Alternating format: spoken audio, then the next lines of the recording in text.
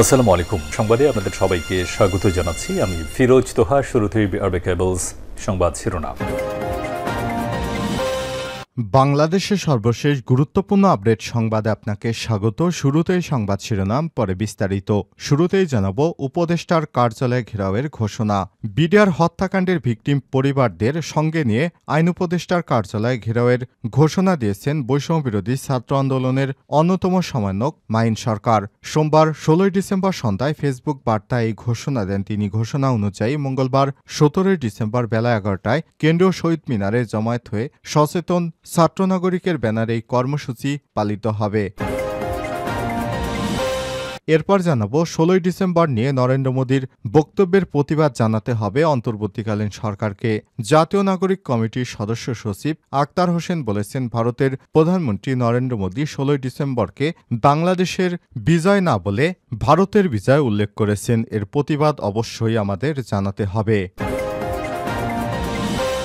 জানাবো জিয়াকে স্বাধীনতার ঘোষক স্বীকৃতি দেয়া হয়নি কেন, প্রশ্ন জামাতের। শহীদ জিয়াকে স্বাধীনতার স্বীকৃতি দেয়া হয়নি কেন প্রশ্ন রেখেছেন বাংলাদেশ জামাত ইসলামের আমির ডক্টর শফিকুর রহমান। এদিকে কিশোরগঞ্জে বিজয় দিবসে নিষিদ্ধ সংগঠন ছাত্রলীগের মিছিল। কিশোরগঞ্জের পাকুন্দিয়ায় বিজয় দিবস উপলক্ষে নিষিদ্ধ সংগঠন ছাত্রলীগের পক্ষ থেকে ফুল দিয়ে শ্রদ্ধা নিবেদন করা হয়েছে। উপজেলা ছাত্রলীগের সভাপতি নাজমুল আলমের নেতৃত্বে শহীদ মিনারে ফুল দিয়ে শ্রদ্ধা নিবেদন করে ছাত্রলীগের নেতাকর্মীরা। এর আগে তারা ঝটিকা মিছিলও করেছেন। এবারে জানাবো বরিশালে নাগরিক কমিটির কর্মসূচিতে হামলা।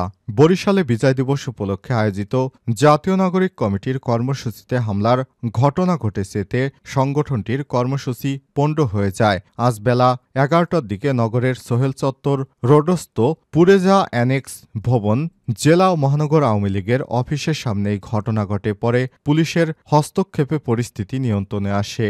বিএনপির নেতারা মনে করেছিল এরা আওয়ামী লীগের লোকজন, এ কারণে এদের উপর হামলা করেছে ভুলবশত। এবং সর্বশেষ জানাবো সংসদে বাংলাদেশের মুক্তিযুদ্ধ নিয়ে যা বলেন প্রিয়াঙ্কা গান্ধী। ১৯৭১ সালে মুক্তিযুদ্ধে ইন্দিরা গান্ধীর সাহসিকতাপূর্ণ নেতৃত্বে বাংলাদেশ বিজয় হয় বলে মন্তব্য করেছে কংগ্রেসের নেত্রী ও ওএনআরের সংসদ সদস্য প্রিয়াঙ্কা গান্ধী। সোমবার ১৬ ডিসেম্বর ভারতের সংসদের নিম্নকক্ষ লোকসভায় দেয়া ভাষণে এমন দাবি করেন তিনি। প্রিয় দর্শক, এতক্ষণ শুনছিলেন সংবাদ শিরোনাম, এবারে বিস্তারিত।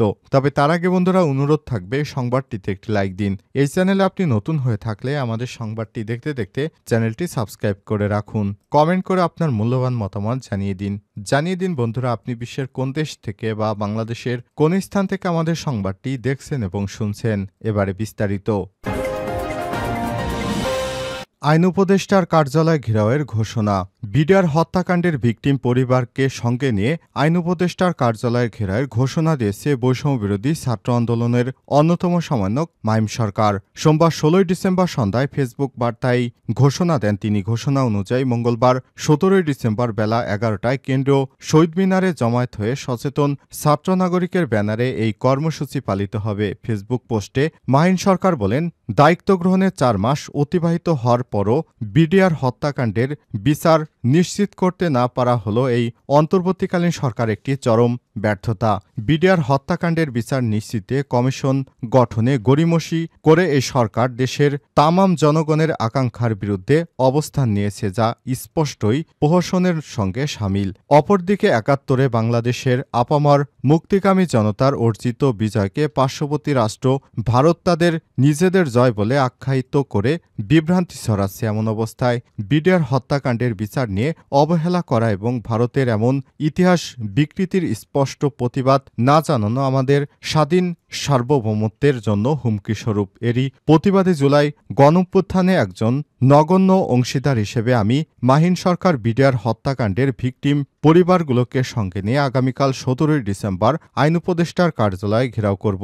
আমার সঙ্গে যদি কেউ নাও যায়, এমনকি পুরো বাংলাদেশের একজনও যদি আমার পক্ষে না থাকে, তবু আমি আমার এই দৃঢ় অবস্থান থেকে বিন্দুমাত্র পিছপা হটব না। কোনো ভিনদেশি পরাশক্তি কিংবা হাজারো শহীদের রক্তের বিনিময়ে ক্ষমতার আসীন হওয়া এই অন্তর্বর্তীকালীন সরকার যদি আমার বিরুদ্ধে অবস্থান নেয়, তবু আমি বিডিআর হত্যাকাণ্ডের বিচার নিশ্চিতে আমিত্ব লড়াই করে যাব। এই বিচার নিশ্চিত না করা পর্যন্ত সংস্কার কার্যক্রম কিংবা কমিশন গঠনের নামে দীর্ঘসূত্রিতার কোনো পদক্ষেপকে আমি গ্রাহ্য করব না। আগামীকাল সকাল 11টায় সচেতন ছাত্র নাগরিকের সঙ্গে কেন্দ্র শহীদ মিনারে দেখা হবে ইনশাল্লাহ।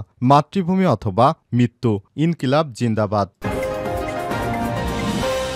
16 ডিসেম্বর নিয়ে নরেন্দ্র মোদীর বক্তব্যের প্রতিবাদ জানাতে হবে অন্তর্বর্তীকালীন সরকারকে।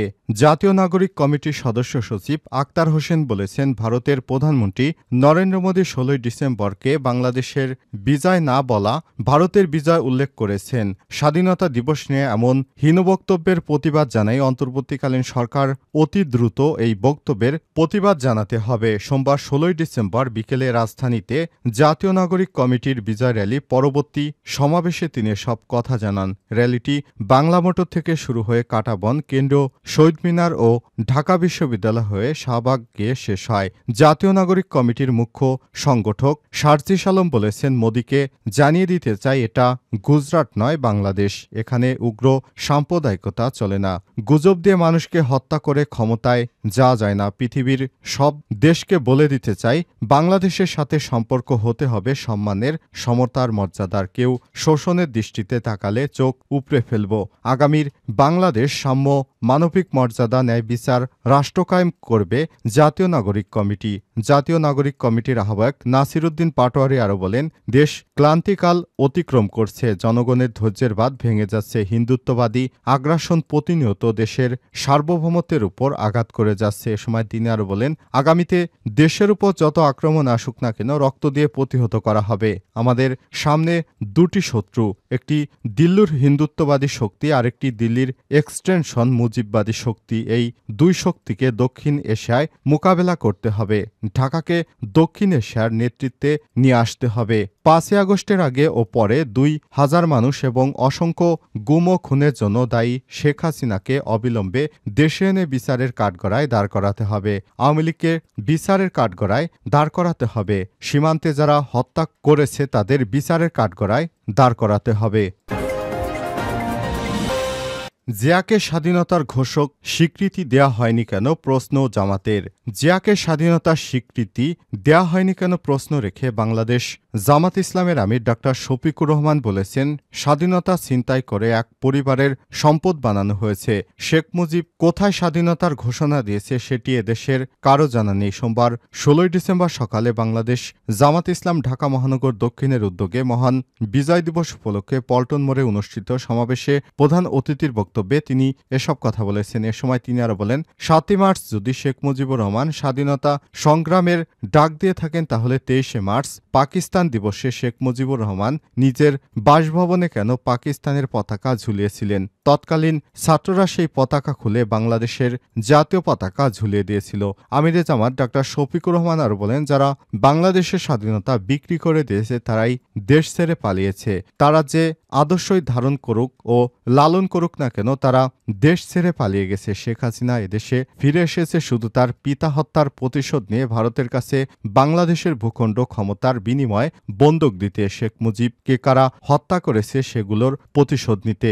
স্বাধীনতা সপক্ষে সেনা সদস্যরা শেখ মুজিবকে হত্যা করেছে। কেন করেছে? কারণ শেখ মুজিবুর রহমান মুক্তিযুদ্ধের চেতনা থেকে বেরিয়ে বাকশাল প্রতিষ্ঠার মাধ্যমে এদেশে ভারতীয় আধিপত্যের যাত্রা শুরু করেছিলেন। তার কন্যাও পরবর্তীতে ভারতের তাবেদারি করতে দেশে আলেম ওলামা, ছাত্র, কৃষক, শ্রমিক, সাধারণ জনগণকে হত্যা করেছে। এ সময় তিনি আরও বলেন, এই পল্টন ময়দানে 2006 সালের 28 অক্টোবর লগি বৈঠা দিয়ে মানুষকে সাপের মতো পিটিয়ে হত্যা করেছে আওয়ামী লীগ। 2024 সালের জুলাই আগস্টে ছাত্র জনতার আন্দোলনে শহীদ আবু সাইদের বক্তব্য ছিল, বুকের ভিতর তুমুল ঝড়, বুক পেতেছি গুলি কর। এই তুমুল ঝড় এদেশের 18 কোটি জনগণের বুকের ভেতরে ঝড়। জামাত ইসলাম রাষ্ট্র পরিচালনার দায়িত্ব পেলে 2006 সালের 28 অক্টোবর থেকে 2024 সালের 5ই আগস্ট পর্যন্ত সকল হত্যাকাণ্ডের সঠিক তদন্ত এবং ন্যায় বিচার করবে।